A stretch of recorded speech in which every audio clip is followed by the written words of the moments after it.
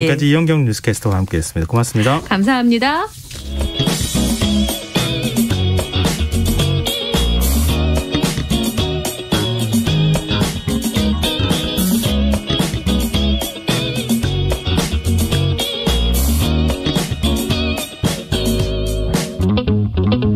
김성환의 시사야.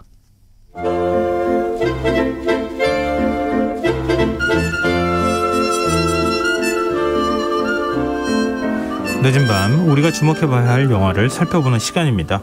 지금 이 영화의 재미를 찾아내는 안목 있는 분입니다. 더스크린 박혜은 편집장 나와 계십니다. 안녕하세요. 네, 안녕하세요. 네, 한동안 덥고 건조한 날씨가 계속되더니 네. 또 봄비가 살짝 또 내려서 네. 산불 걱정은 조금 덜었던 것 같아요. 맞아요. 그거는 참 좋은 일인 것 같은데. 근데 뭐 지금 그 건강에 조금 주의해야 할 때 이 계절의 환절기잖아요. 맞아요. 그럴 때라는 네. 생각이 드는데요. 근데 지금 뭐 계절 날씨 얘기로 시작했지만 네. 영화계 날씨는 지금 어떻습니까? 오늘 한국 영화계는 화창하게 해가 반짝 뜬 날이었어요. 화창하게 해가 반짝 떴다. 좀 기지개를 펴고 있다 이렇게 표현해도 될까요? 네, 특히나 오늘 칸 국제영화제가요. 이제 5월에 열리는데 칸 국제영화제에서 이제 경쟁 부문들 이렇게 작품들 초청하잖아요. 네. 사실 지난 그리고 2년 그 중에서 상을 주죠. 그렇죠. 그 중에 네. 상을 주죠. 지난 2년 동안은 사실 칸 국제영화제도 코로나 이 팬데믹 때문에 네. 뭐 열리기도 열렸지만 조금 축소한다거나 온라인으로 한다거나 이렇게 했었죠. 그런데 이제 올해는 정말 기지개를 쫙 켜고 오프라인 시상식 영화제를 하기로 했어요. 예. 전 세계가 이제 좀 주목을 하고 있는데 이 5월에 열리는 칸에 한국 영화 2편이 오늘 공식 초청이 됐습니다. 어떤 영화요? 네, 오랜만에 기다리셨던 분들 많을 것 같아요. 박찬욱 감독의 헤어질 결심이라는 작품이고요. 네. 또 하나는 이거 한국 영화야 하실 수도 있는데 고레에다 히로카즈 감독 많이들 좋아하시잖아요. 굉장히 국내에서 인기가 있죠. 황금종려상도 받았고 네, 네. 이 고레에다 감독님이 한국 배우들과 같이 한국 영화를 찍었어요. 브로커라는 작품. 그랬어요? 신기하죠. 그러니까 네. 배우도 한국 사람이고 제작사도 한국이고 다 한국 자본으로 만들었고 이 작품에 이제 감독만 와서 일본 감독님이 찍은 이런 케이스예요. 한국 영화가 2편이나 지금 경쟁 부문에 간 거 5년 만이더라고요. 2017년에 그 당시에 봉준호 감독의 옥자, 그리고 홍상수 감독의 그 후 이렇게 경쟁 부분 초청 받았었어요. 간단하게 궁금하실까봐 말씀드리면 네. 일단 브로커 먼저 말씀드릴게요. 일본의 거장 고레에다 히로카즈 감독이 연출을 맡았고 한국 영화인데 이 베이비박스라고 하죠. 태어나자마자 여유가 없어서 아이를 좀 맡기는. 네. 이 베이비박스를 소재로 해서 이제 아이를 더 좋은 집에 데려다 줄게라고 하는 자기들은 굉장히 선한 브로커라고 믿는 사람들과 그 아이를 또 이제 데려가기 위해서 고민하는 엄마, 가족 이런 사람들의 이야기예요. 저 고레다 감독 영화 중에서 네. 아이 둘이서 부모님이 엄마가 다 나가고 네. 아이 2명 생활하는 그 영화 있었잖아요. 아무도 모른다 이 작품 말씀하시는 그 영화 것 갑자기 같은데. 또 생각이 나네요. 네, 그래서 이 사회 문제를 굉장히 잘 다루는 드라마틱하게 잘 다루는 감독인데 배우들이 엄청 빵빵해요. 송강호, 강동원, 배두나 그리고 우리는 아이유라고 더 친숙한 이지은 배우까지 캐스팅이 됐고요. 네. 박찬욱 감독님도 굉장히 오랜만에 2016년 아가씨 이후에 6년 만에 지금 칸 경쟁 부분에 이름을 올린 건데 이번 작품도 좀 글로벌해요. 네. 헤어질 결심이라는 작품인데 이 작품에 누가 나오냐면요. 탕웨이 배우. 그래요? 예, 중국 배우이고 예. 또 한국의 감독과 결혼을 했던 이 탕웨이 배우와 박해일 배우가 둘이 주연을 해요. 살인사건이 벌어지는데 살인사건의 용의자인 아내와 그 사건 수사하는 형사 사이에서 벌어지는 이야기거든요. 그리고 또 깜짝 초청이 있었는데 예. 뭐 글로벌 스타시죠. 이정재 배우가 평생 이 연출의 꿈이 있었는데 이번에 헌트라는 액션 첩보 영화를 찍었어요. 예. 이 작품이 칸에서 미드나잇 스크리닝이라고 해서 예. 공식 부분은 아니지만 이 전 세계에 굉장히 장르적인 색채가 강한 이런 네. 작품들 데려가서 상영해요. 부산행이 여기에서 빵 떠가지고 전 세계적으로 흥행했었거든요. 이번에 또 미드나잇 스크리닝까지 이렇게 이정재 감독님의 한국 영화가 갑니다. 출연은 배우 이정재 씨랑 그다음 정우성 배우가 같이 단짝 출연을 하는 이 작품입니다. 우리 이제 그 한국 영화 소개한다고 한국 영화 하면 안 될 것 같아요. 저도 이번이 특히 더 굉장히 글로벌하다 이런 생각이 되게 많이 들었어요. 그러니까 문화에는 뭐 국경이 없다 이런 얘기들 많이 하는데 실질적으로 그게 피부로 와닿기 시작한 게 최근 2, 3년부터인 것 같고 점점 이렇게 합작이라고 할까요? 세계 영화인들이 함께 한국 영화를 만드는 이런 프로젝트들도 많이 늘어날 것 같습니다. 한국 영화를 독특하게 부를 수 있는 이름을 좀 하나 지었으면 좋겠어요. 네, K-무비라고들 많이 하는데 너무 무건조해서. 예, 저도 K가 너무 많이 쓰여가지고 좀 식상한 감이 있어서 네, 정말 한국 영화 화이팅입니다. 네, 맞습니다. 좀 미상이 점점 달라지고 있는 것 같아요. 네. 그러면은 칸 초청작 이거 개봉은 국내 개봉은 조금 더 시간을 기다려야 될 것 같고. 그렇죠. 좀 기다리셔야 되고요. 오늘 어떤 영화를 소개해 주실 거예요? 오늘은 굉장히 좀 독특한 가족 영화를 2편 가지고 왔어요. 특히 이번 주 개봉한 한국 영화 중에 한국에서 가장 최고령의 배우가 주연을 맡은 영화. 김영옥 배우 주연의 마림 씨를 부탁해 라는 작품인데요. 한국 사회의 사회 문제 중에 하나로 떠오른 그 노부모님을 부양하는 가족의 현실적인 이야기를 다룬 작품이에요.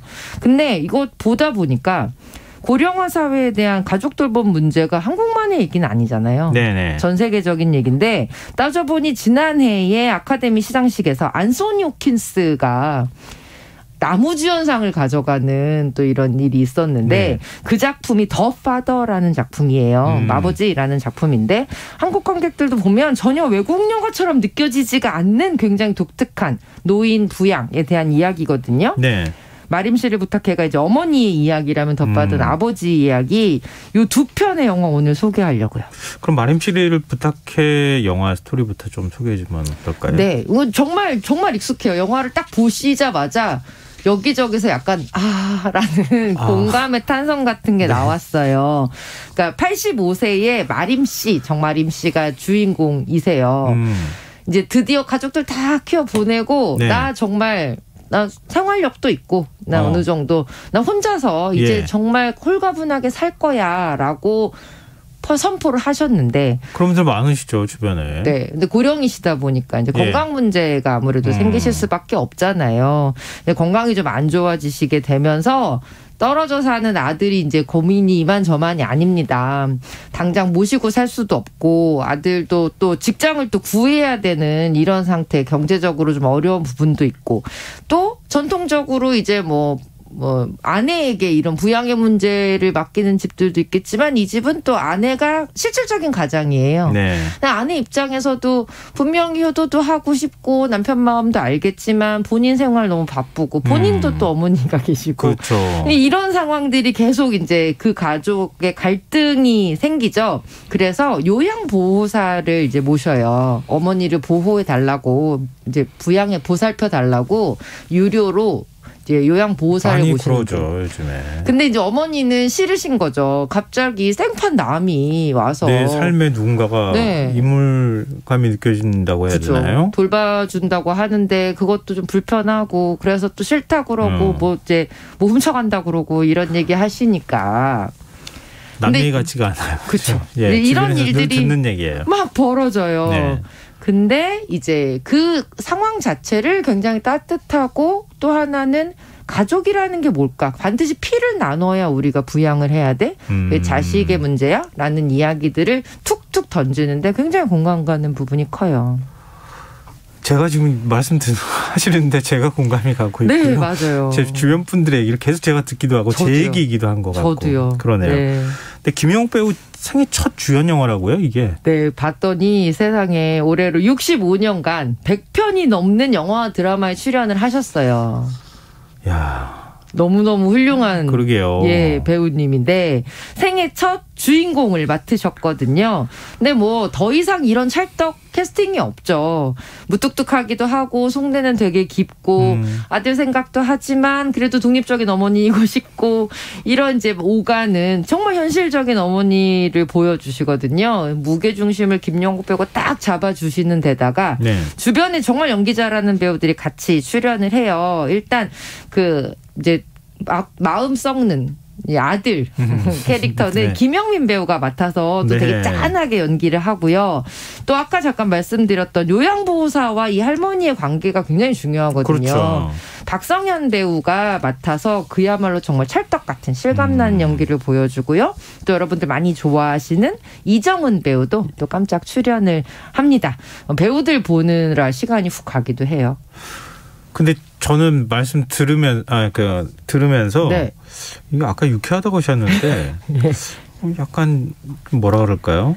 마음이 좀 무겁죠. 좀 네, 무거운 느낌? 네. 또 약간 먹먹한 느낌? 그런 게 느껴질 것 같은데요? 예, 맞아요. 그런 먹먹함이 있는데 영화 자체가 이 사회 문제를 문제다 이렇게 얘기를 하는 게 아니라 우리 머리를 좀 모아보고 지금까지 생각과 사고를 좀 바꿔보면 풀어갈 답이 있지 않을까요? 라고 얘기를 하기 때문에 되게 좋아요. 그러니까 예를 들면 부양의 의무를 반드시 가족이 져야 하나? 아들, 며느리? 뭐 이런 식이 아니라 충분히 그 부양을 다른 방식으로 해결하는 새로운 대한가족처럼 맡겨질 수도 있는 거고 어르신들도 이제 자식의 부양이 아니라 어떤 사회적인 부양에 대해서 조금 마음을 여셨으면 좋겠다 이런 이야기들을 하고 있는 작품이라서 저는 가족들이 함께 보셔도 되게 좋다. 보시고 나서 이야기하실 게 많겠다 이런 생각도 들었어요.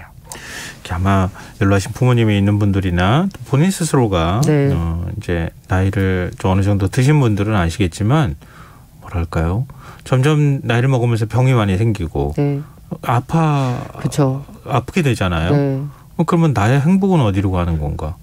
또 선택권도 없고 네. 그게 점점 뺏겨가는 삶을 살아가게 되는 그렇죠. 이런 일들을 주변에서 많이 그러니까 남들이 보거든요. 뭔가 나에게 해주는 걸로 내가 살아야 되는 이런 네. 생활들을 하게 되는데 거기서 좀 주체적으로 이제 나도 어떤 선택들을 하게 되는 이런 삶 좋다라는 생각이 좀 들더라고요. 결국 우리 모두의 문제이긴 하지만 네. 머리를 모아보면 해답이 있지 않나라는 생각도 좀 들었고요. 네, 맞습니다. 네. 좀 드러내기를 해주는 영화 같다는 생각이 드네요. 맞습니다.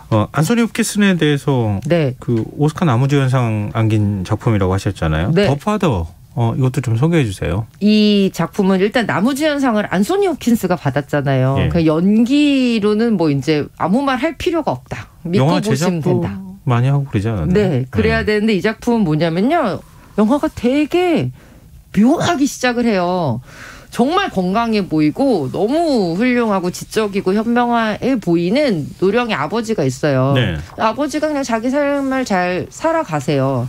딸이 가끔 와가지고 좀 보살펴주고 하는 정도인데 어느 순간 이 아버지가 자신의 삶 전체에 대해서 의문을 갖는 일들이 생기는 거예요. 예를 들면 분명히 어제 왔던 딸이 갑자기 와서 자기가 약혼을 하러 떠나야 될 것 같다고 얘기를 하고 또 분명 몇 시간 안 지난 것 같은데 딸이 어떤 남자랑 자기 집에 있어요. 근데 그 남자는 처음 보는 사람인데 막 그 사람은 자기 되게 아는 척해요. 네. 또 시간이 지나면 분명히 내 딸의 얼굴이 아닌 사람이 자기가 딸이라고 막 얘기를 하는 거예요. 이 아버지가 갑자기 어느 순간 딱 느껴요. 이게 내가 세상을 인지하는 이 무언가가 잘못되었다라는 생각이 들죠.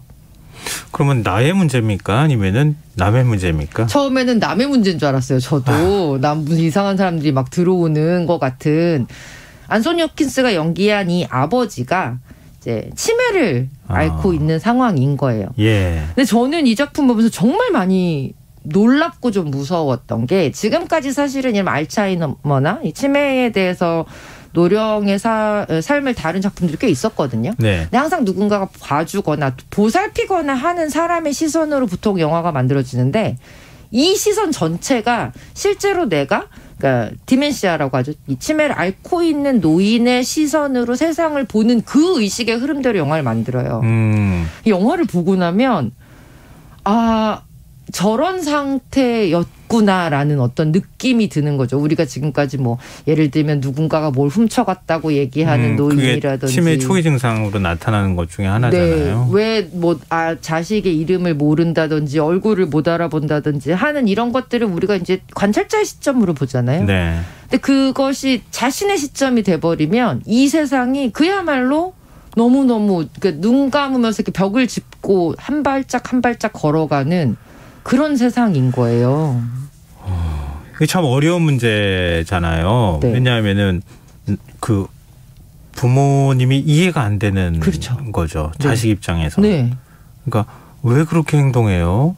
그렇죠. 이거 아니잖아요. 또 안 그랬던 모습들을 우리가 너무 잘 보고 네. 기억이 나니까. 그러니까 그게 서로 이제 벽이 생겨가지고 그 다음부터 다투게 되고 네. 사이가 벌어지게 된다거나 이러면서 어느 한쪽이 그냥 부양하듯이 모시는 보호하는 개념으로 관계가 만들어지는데 네. 이 영화를 보면 느낌이 그 아까 묘하다고 말씀하셨는데 네. 정말 충격을 받을 것 같아요. 예, 나중에 다 보고 나면 정말 약간 정수리가 얼얼할 정도로 그 충격적인 현실 자체를 제가 인식하고 경험하는 것 같은 느낌을 줘요. 근데 그 연기를 해낸 안소니 호킨스는 정말 뭐 대단하구나, 거장이구나 이 생각밖에 안 드는데 더 그 이걸 보면서 마지막에 이제 이 안소니 호킨스가 자신의 상황을 인지하면서 딱 한마디 얘기를 하는 게 있어요. 엄마가 보고 싶다는 이야기를 해요. 안소니 호킨스의 엄마가 보고 싶다? 네, 안소니 호킨스가 이제 자신이 이제 치매 상태라는 것을 인지하게 됐을 때 정신이 돌아왔어요, 소위. 그때 엄마가 보고 싶다고 얘기를 하는데 그 엄마가 보고 싶다고 얘기하는 안소니 호킨스의 자아는 거의 5세 소년 같은. 무슨 의미인지 알았어요. 네. 그 장면에서 저는 좀 오열하지 않을 수가 없었어요. 네. 근데 그 연기를 그것을 연기로서 보여주는 배우가 있다라는 게 되게 감사할 지경이더라고요. 이해가 되게 만드니까. 이게 플로리안 젤러라는 감독이 이미 연극으로 한번 만들었다가 영화로 자기가 다시 한번 만들었는데 네. 작품 자체가 굉장히 연극적이기는 하지만 오히려 그 연극적인 장치 같은 것들이 주인공의 마음속으로 훅 들어가게 만드는 굉장히 훌륭한 연출을 보여줘요. 근데 이 작품도 한국에서 개봉은 했었는데 네. 당시에 많은 분들이 보시진 않았거든요. 집에서도 요새는 편하게 보실 수 그렇죠. 있으니까. 예. 저는 이 두 작품을 좀 같이 보시면 좋겠다 이런 생각이 들었어요. 더 파더를 좀 먼저 보고 그다음에 마림 씨를 부탁해를 보시면 좋겠다고 생각을 한 게 일단은 바로 그 감각이나 경험을 내가 이해하는 거 되게 중요하더라고요. 예. 그 다음에 이제 나에게도 찾아올 수 있고 우리 가족의 이야기도 될 수 있는 그 상황을 우리가 어떻게 함께 살아나갈 수 있을까 그 방법을 좀 찾아보자 이런 생각으로 이 두 편을 같이 보시면 좀 좋지 않을까 의미 있지 않을까라는 생각이 저는 좀 많이 들더라고요. 근데 두 작품 다 영화관에서 봐야 되는 건가요? 두 작품 다 이제 마림 씨는 이번 주에 딱 개봉해가지고요. 예. 마림 씨를 부탁해는 극장에서 보실 수 있고 예. 더 파더는 이제 집에서도 다양한 방식으로 뭐 VOD라든지 아니면은 많은 분들 뭐 OTT 같은 채널에서 보실 수 있습니다. 네. 7970님께서요. 김용욱 배우 정말 연기로는 최고인 듯해 보입니다. 저도 이제 나이를 먹어가니 미래의 내 모습이라 노후 준비 생각하면 걱정이 많아지네요. 안 아프고 건강하게 살다가 가면 좋겠지만 인생은 항상 롤러코스터 같아요. 이런 의견을 또 주시기도 하셨습니다. 이게 누구나 맞는 미래이기 때문에 우리가 미리 연습을 해보는 것도 좋을 것 같다 이런 생각을 말씀드리면서 너무 중요한 하게 되네요. 말씀하셨어요. 이게 우리 모두에게도 언젠간 올 미래라는 거. 누군 다른 사람의 얘기가 아니라 나의 얘기일 수 있다는 생각을 하면 좋을 것 같습니다. 자, 지금 이 영화 여기서 마무리하겠습니다. 더 스크린 박혜연 편집장과 함께했습니다. 고맙습니다. 고맙습니다. 오늘 모바일 상품권 당첨자는 홈페이지 공지사항에서 확인하실 수 있습니다. 끝곡으로 크랜베리스의 Ode to My Family 전해드리면서 김성환의 시사회 오늘 마무리하도록 하겠습니다. 편안한 밤 되시고요.